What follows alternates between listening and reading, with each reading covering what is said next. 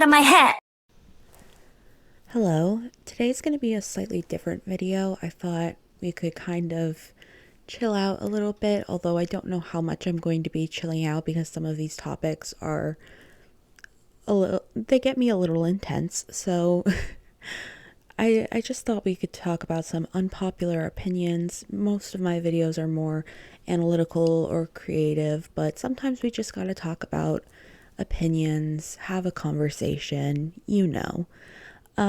So my inspiration for this video was I just wrote down the sentence, if you can't take me at my spaghetti, you can't have me at my crazy.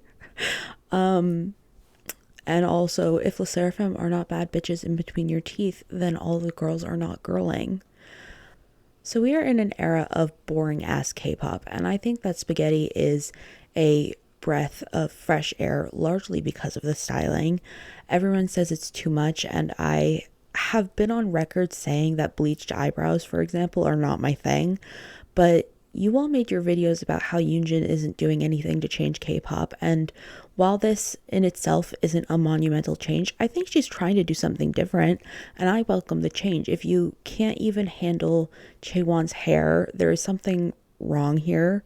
I love this styling down to the shirt Jay wore in that one stage that literally reminded me of the bathing suit from Sophia Nygaard's worst bathing suit ever video, the one that literally looks like a man's hairy chest.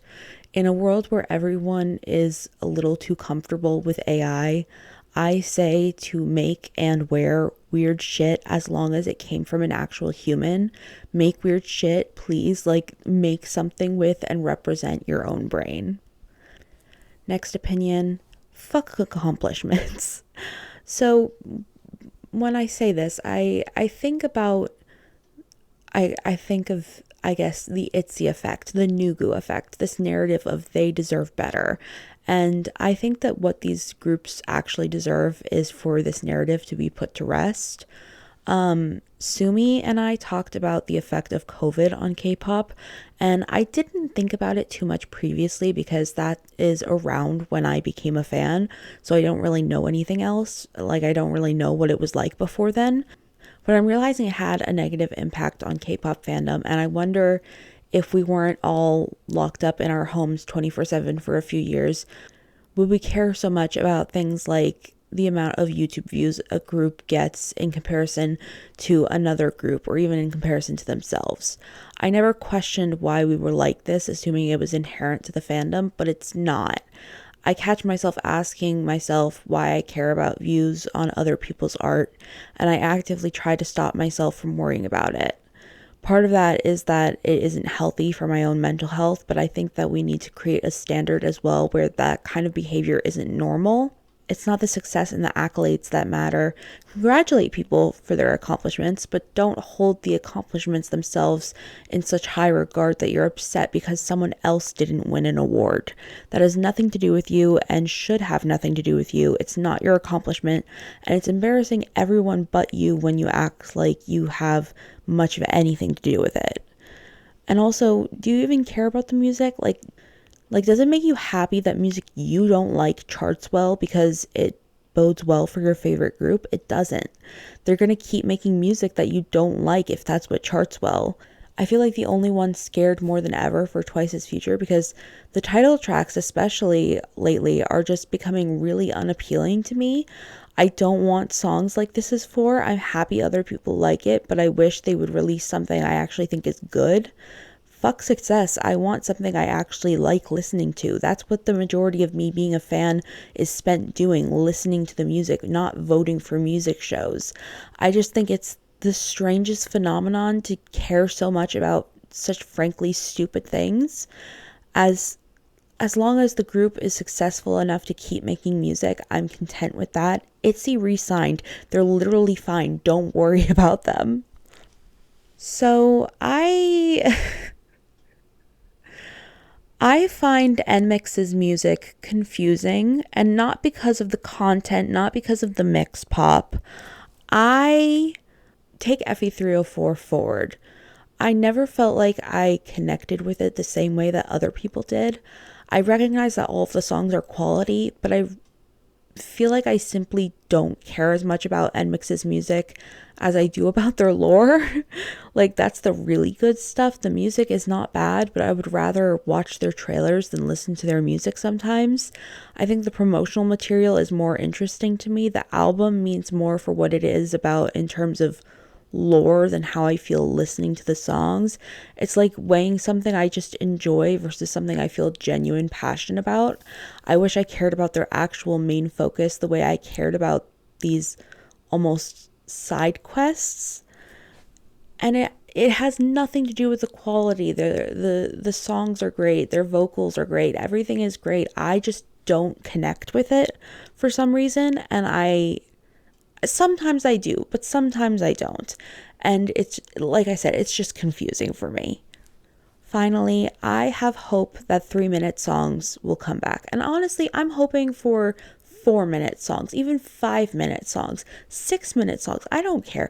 Make the songs as long as you want. Just don't make them beneath 3 minutes. That's my standard. The thing is, we used to think that the end of the world was instrumental choruses. That was the big thing when I was becoming a K-pop fan, instrumental choruses. And you had to search for songs that actually had vocal choruses. But I feel like that has pretty much entirely died down. Vocal choruses are back, so it goes to show that making our demands for quality known is important. The difference is that we now have TikTok reinforcing that these trends are more profitable than not, which is why I think I need everyone to throw their iPads in the ocean and get off of TikTok. When songs are over 3 minutes long, and when songs come out and they're over 3 minutes long, I need you to appreciate them. I need you to make them so goddamn successful so that we can we can return to a place where that is the norm, because it should be the norm. 2-minute songs are not normal. Like, a 2-minute song can be acceptable when it's structured correctly, but especially when we are getting songs that don't have bridges, don't have final choruses, don't have these components that are often really important to a song and would make it better, and it's just not there because it'll do better on TikTok. Like, something needs to change. Something needs to change. Those are kind of all of my opinions that I have right now.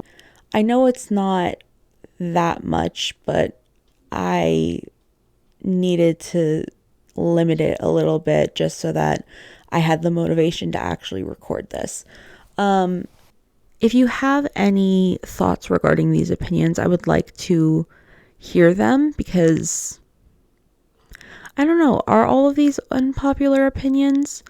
I feel like, especially regarding the fuck accomplishments thing, I think that there are probably a lot of people who do agree. It's just not talked about as much. I don't know.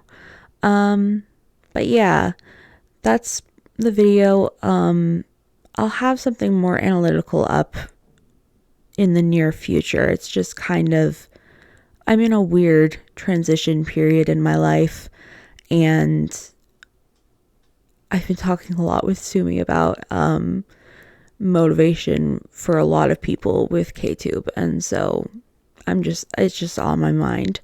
If you're interested in writing resources, check out the Etsy. I'll have K-pop stickers up there at some point. But yeah, thank you for watching and have a good day.